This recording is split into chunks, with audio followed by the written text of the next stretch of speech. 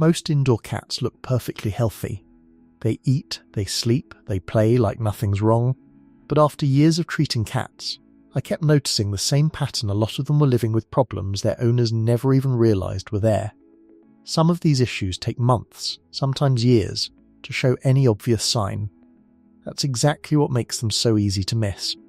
A cat can seem completely fine on the surface, while something small is quietly building in the background. Today I'm walking you through 15 everyday habits that affect an indoor cat's health and comfort without owners ever noticing. Chances are, you're doing at least one of these right now. And to be clear, none of this is about blame. Most of these habits are things every well-meaning owner picks up somewhere, whether from advice online, from how a pet store display is set up, or just from what seemed logical at the time. The goal today is simply to close that gap between what feels right and what actually works best for a cat. Let's get into it. Mistake 1. The litter box setup. Most owners assume one litter box per cat is enough. It usually isn't. The rule vets actually recommend is number of cats plus 1, so even with a single cat, 2 boxes is the better standard. Here's why. Cats generally prefer not to urinate and defecate in the same spot if they have a choice. In the wild, they'd have unlimited options. Indoors, one box forces them to choose between using a dirty box or holding it, and holding it repeatedly is linked to urinary tract issues over time. If your cat is avoiding the box or going just outside it, that's usually not defiance, it's discomfort. Add a second box. Place them in separate, quiet spots away from food, and you'll often see the problem disappear within days. A few other details matter more than people expect, too. Box size should be about 1.5 times your cat's body length. A lot of commercial boxes are actually too small for a full-grown cat to comfortably turn around in, and scooping once a day, rather than every few days, makes a bigger difference to whether your cat actually wants to use it. Litter boxes aren't the only setup detail people get wrong, though the next one is sitting in almost every kitchen. Mistake 2. The water bowl. Most homes put the water bowl right next to the food bowl. It looks tidy. Cats aren't always fans of it. In the wild, water near a food source was often a sign of contamination. Old prey attracts bacteria. That instinct hasn't gone away. It's part of why some cats prefer drinking from a running tap or a glass on the counter over their own bowl. Try moving the water bowl a few feet from the food, and consider a second water station somewhere else in the house. A pet fountain can help too, since a lot of cats are drawn to moving water.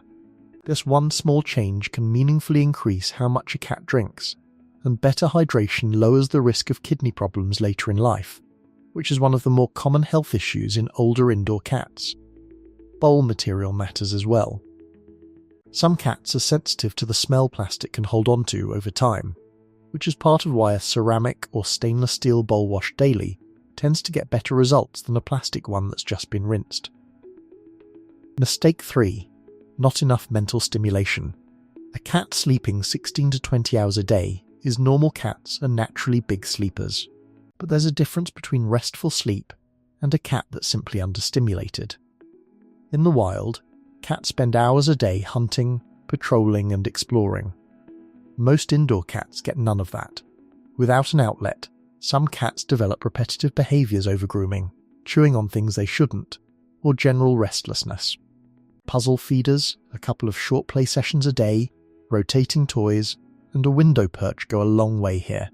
15 minutes of active play twice a day is genuinely one of the best things you can do for an indoor cat's well-being. It also helps to think in terms of the full hunting sequence: stalk, chase, pounce, and then a catch they can hold in their paws. A play session that ends with them actually catching something tends to be far more satisfying for a cat than an open-ended chase that never resolves. Mistake 4. Certain scents around the house. Diffusers and scented candles make a home feel nice, but a few common essential oils, including tea tree, eucalyptus, and even some lavender blends, can be harmful to cats. Cats process certain compounds differently than we do, and repeated exposure through breathing it in or grooming it off their fur can build up over time. If your cat seems to have unexplained drooling, vomiting, or lethargy after you've been using a diffuser, it's worth ruling that out, and if symptoms are severe, that's an emergency vet visit. Switching to cat-safe alternatives, or just giving the diffuser a break, is the simple fix. Worth noting, pet-safe labelling on a product isn't always specific to cats. Dogs tolerate a wider range of scents than cats do, so a label aimed at pets in general doesn't automatically mean it's fine for a cat sharing that airspace. Mistake 5.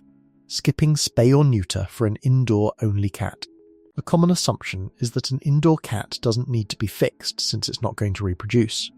But spaying and neutering isn't only about preventing litters, it also affects long-term health and behaviour. Unspayed females go through repeated heat cycles, which can be genuinely distressing for them, and they carry a meaningfully higher lifetime risk of mammary tumours and uterine infections.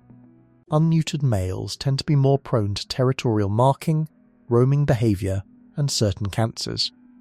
Talk to your vet about timing, but for most indoor cats, getting this done is one of the more impactful decisions an owner can make for long-term health. Before we move on, take a second and think about your own cat. Has anything I've mentioned so far sounded familiar? If it has, don't worry. Most owners are doing at least one of these without knowing it. The point isn't to feel bad about it, it's just good to know before we go further, because the next 5 are just as easy to overlook. Mistake 6. No vertical space. Cats naturally like height. In the wild, elevated spots offer a vantage point and a sense of safety. A home that's entirely floor level can leave a cat feeling like it has nowhere to retreat or observe from. A cat tree, some shelving, or just clearing off part of a bookshelf gives your cat somewhere to climb and settle. Owners are often surprised at how much calmer an anxious cat becomes once it has vertical options. Placement matters here too. A perch near a window that overlooks activity outside tends to get used far more than one tucked away in a quiet corner. Cats generally want height with a view, not just height for its own sake. It's also worth spreading vertical spots across more than one room. A single cat tree in the living room is a good start, but a cat that only has one elevated retreat in the whole house still doesn't have much choice when it wants to get away from noise, guests, or another pet. Mistake 7. The wrong food bowl. This one's easy to miss. Deep, narrow bowls can cause something called whisker fatigue, repeated pressure on a cat's whiskers, which are actually sensitive sensory organs, not just hair. If your cat pulls food out onto the floor to eat it, only eats from the centre of the bowl, or seems to hesitate at mealtime, a flat plate or a wide, shallow bowl is worth trying. It's a small swap that often makes a noticeable difference. An elevated feeder can also help, especially for older cats. Raising the bowl slightly reduces strain on the neck and shoulders while eating, which matters more as cats develop arthritis with age. Mistake 8. An undersized or poorly placed scratching post. Scratching isn't destructive behaviour, it's normal stretching, marking and stress relief. The problem is usually the post itself. A good scratching post should be roughly 1.5 times your cat's length so they can fully extend while using it. And it should be somewhere they actually spend time, not tucked in a corner. Seize rope tends to hold up better than carpet. Too carpet can accidentally teach a cat that carpet in general is fair game. If the couch keeps losing, it's often a sizing or placement issue, not a training one. It's also worth having both a vertical post and a horizontal scratcher if you can. Some cats have a strong preference for one orientation over the other, and offering both covers more ground. Mistake 9. Free feeding all day. Leaving food out constantly is convenient, but a lot of indoor cats will simply eat because it's there, not because they're hungry, leading to gradual weight gain. Even a small amount of extra weight puts real strain on a cat's joints and increases the risk of diabetes down the line. Scheduled meals, 2 to 3 measured portions a day, tend to work better for weight management. And if you're using treats to bond or reward, keep them to roughly 10% of daily calories. It adds up faster than most people expect. If your cat is used to free feeding, the switch doesn't need to happen overnight. Gradually reducing how long food is left out over a week or two tends to go smoother than an abrupt change. It also helps to actually weigh out portions rather than eyeballing them. A measuring cup or a small kitchen scale takes the guesswork out, and it makes it much easier to notice if your cat's appetite changes later, which is often one of the earliest signs something's worth mentioning to your vet. Mistake 10. Putting off dental care. By age 3, a large share of cats already have some degree of dental disease, and because cats hide pain so well, it's easy to miss. Bad breath, drooling, or eating only on one side of the mouth are worth paying attention to. Left unaddressed, dental infections can eventually affect other organs. Regular brushing, dental treats, and periodic vet checkups make a real difference here, and it's one of the most undertreated areas of cat health. Daily brushing is the gold standard, but even 2 or 3 times a week with a cat-safe toothpaste is far better than nothing. Starting slow, just touching the mouth and gums before introducing a brush makes the whole process easier for cats who aren't used to it. That's 10 down. Take a breath for a second. You're probably noticing a pattern by now, and maybe recognizing your own home in a few of these. That's normal, and it's actually a good sign, because noticing is the first step to fixing it. The last 5 are a bit different, less about setup, more about safety and connection. Mistake 11. Everyday cleaning products. Certain cleaners, anything with phenols like some pine-based or bleach-heavy products, can be harmful to cats, mainly because cats walk across treated floors and then groom their paws.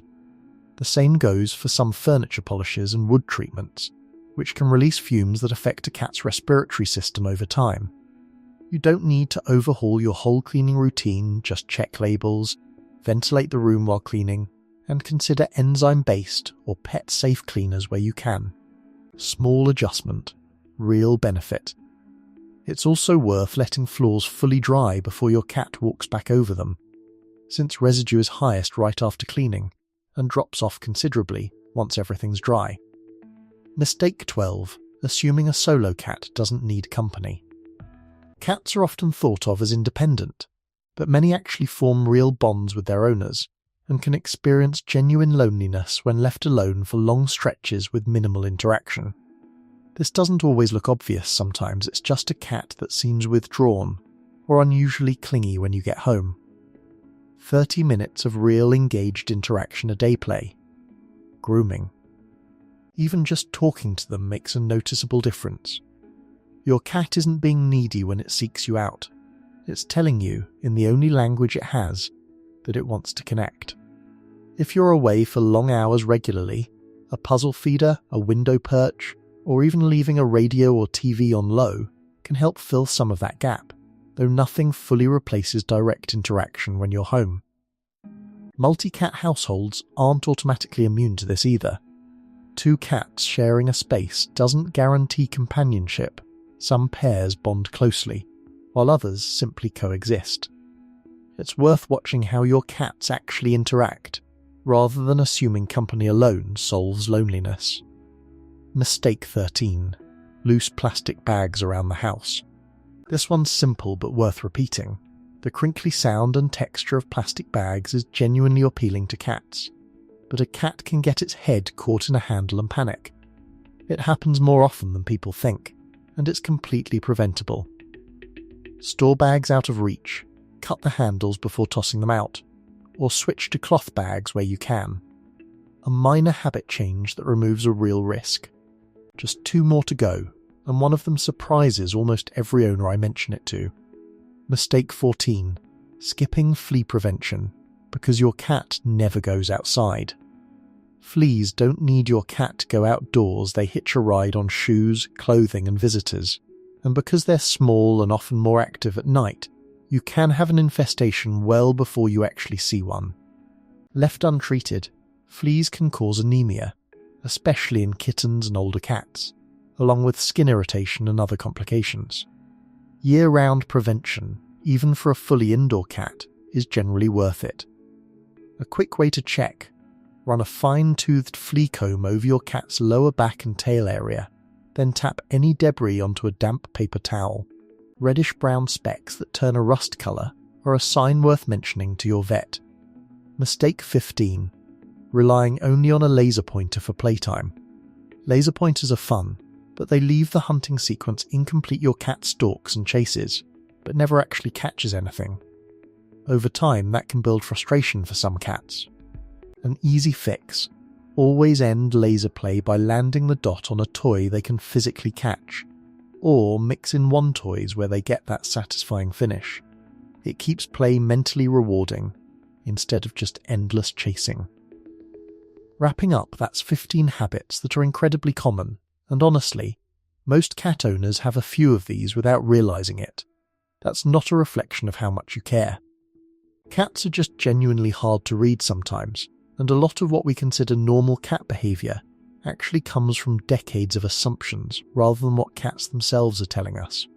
The encouraging part is that every single one of these is fixable, often within days. You don't need to change everything at once, and trying to overhaul your whole setup in one afternoon usually isn't necessary or realistic.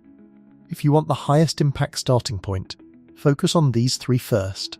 Move the water bowl away from the food, switch to scheduled meals instead of free feeding, and add 1 more litter box if you're a multi-cat home. Those 3 alone tend to make a visible difference fast, often within the first week. From there, work through the rest at whatever pace makes sense for you and your cat.